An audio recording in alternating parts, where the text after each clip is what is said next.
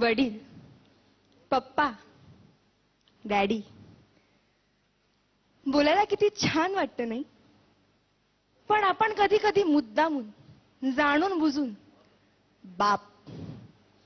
आज अशाच एका बापाची एक कहाणी. आई घराचं मांगल्य तर वडील घराचं अस्तित्व असतं. पण या अस्तित्वाला खरंच आम्ही कधी समजून घेतलंय का? वडिलांना महत्व असूनही त्यांच्याविषयी फारसं बोललं जात नाही. लोकांनी वडील रेखाटलेले, पण तेही तापट, व्यसनी, मार झोड करणारे. नाही, समाजात 1-2% असे वडील असतीलही, पण चांगल्या वडिलांबद्दल काय? आईकडे अश्रूंचे पाट असतात, ती रडून मोकळी होते, पण सांत्वन वडिलांनाच करावं लागतं. आणि रडणाऱ्यापेक्षा सांत्वन करणाऱ्यावर जास्त ताण पडतो, कारण ज्योतीपेक्षा समईच जास्त तापते ना. पण श्रेय नेहमी ज्योतीलाच मिळत राहतं. रोजच्या जेवणाची सोय करणारी आई आमच्या लक्षात राहते, पण आयुष्याच्या शिदोरीची सोय करणारा बाप आम्ही किती सहज विसरून जातो. आई सर्वांसमोर मोकळेपणाने रडू शकते, पण रात्री उशीत तोंड खुपसून मुसमुसतात ते आपले वडीलच असतात. स्वतःचे वडील वारले तरीही त्यांना रडता येत नाही, कारण छोट्या भावंडांना जपायचं असतं. पत्नीने अर्ध्यावर साथ सोडली तरी पोरांच्या अश्रूंना आवर घालावा लागतो. जिजाऊने शिवबांना घडवलं असं अवश्य म्हणावं, पण त्याच वेळी शहाजी राजांची ओढाताण लक्षात घ्यावी.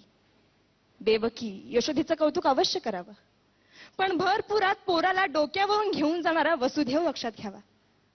राम हा कौशल्याचा पुत्र अवश्य आहे, पण पुत्र वियोगाने तरफडून मरणारा पिता दशरथच होता.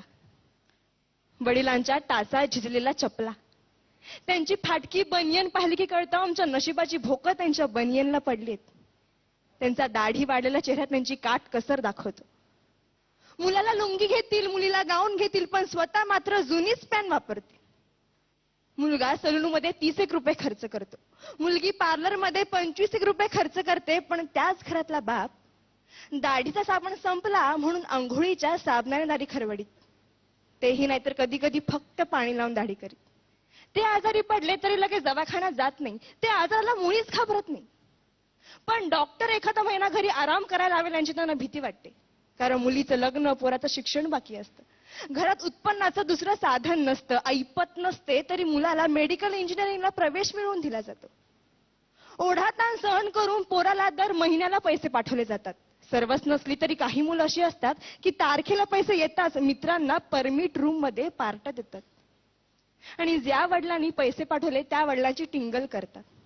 एकमेकांच्या वडिलांच्या नावाने एकमेकांना हाका मारतात. ज्या घरात वडील आहे त्या घराकडे कोणीही वाईट नजरेने बघू शकत नाही, कारण घरातला कर्ता जिवंत असतो. तो जरीही काही करीत नसला तरी तो त्या पदावर असतो, घरच्यांचं कर्म बघत असतो, सांभाळत असतो. आई असण्याला अथवा आई होण्याला वडिलांमुळेच अर्थ असतो. कोणत्याही परीक्षेचा निकाल लागल्यावर आई जवळची वाटते, कारण ती जवळ घेते, कवटाळते, कौतुक करते. पण गुपचूप जाऊन पेढ्यांचा पुडा आणणारा बाप कोणाच्याच लक्षात राहत नाही. चटका बसला, ठेच लागली, फटका बसला तर आई ग हाच शब्द बाहेर पडतो. पण हायवेचा रस्ता ओलांडताना एखाद्या मोठ्या ट्रकने अचानक ब्रेक लावला तर बाप रे हाच शब्द बाहेर पडतो. कारण छोट्या संकटांना आई चालते हो, पण मोठी वादळ पेलताना बापच आठवतो. काय पटतंय का? मंगल प्रसंगी अख्खं कुटुंब जातं, पण मैताच्या प्रसंगी बापालाच जावं लागतं. मुलाच्या नोकरीसाठी साहेबांपुढे लाचार होणारा बाप, मुलीच्या स्थळासाठी उंबरठे झिजवणारा बाप, खर्चांसाठी स्वतःच्या व्यथा दडपणारा बाप खरंच किती ग्रेट असतोय. वडिलांचं महत्व कुणाला कळतं? लहानपणीच वडील वारल्यावर अनेक जबाबदाऱ्या खूप लवकर पेलाव्या लागतात. त्यांना एका गोष्टीसाठी तरसावं लागतं. बाबांना पूर्णपणे समजून घेणारी असते ती म्हणजे त्या घरातील मुलगी. सासरी गेल्यावर अथवा घरापासून दूर असताना वडिलांशी फोनवर बोलताना त्यांचा बदललेला आवाज ते एका क्षणात ओळखते आणि 17 प्रश्न विचारायला सुरुवात करते. कारण कोणतीही मुलगी वडिलांना जपते, जाणते. इतरांनी आपल्याला एवढंच जपावं एवढीच त्यांची अपेक्षा असते. धन्यवाद.